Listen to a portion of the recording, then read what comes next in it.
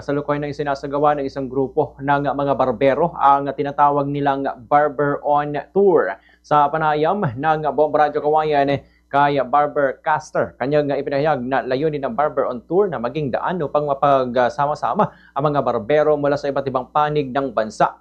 Ayon sa kanya, ito isang magandang oportunidad upang makilala ang mga barbero na maaari rin makatulong sa kanilang pagpasok at pag-unlad sa merkado. Maliban sa pagtitipon, bahagi rin ng kanilang aktibidad ang pagsasagawa ng mga seminar bilang tugon sa patuloy na pag-usbong ng industriya ng barbering sa Pilipinas.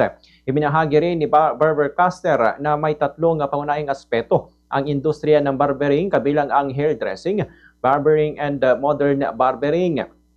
Anya, ang mga modernong barbero ngayon ay bihasa na sa mga estilo gaya ng long trims at fades.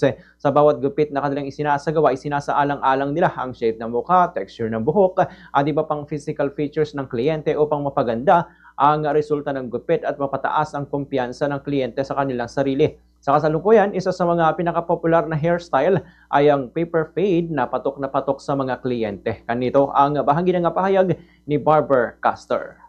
Ng mga aspiring barbers po ngayon. Actually, pag sinabi talagang barber, ang kumbaga implikasyon ng iba ay parang napakababa niyang profesyon. Pero ang barbering po ay hindi ganun kasimple. Malalim po siya.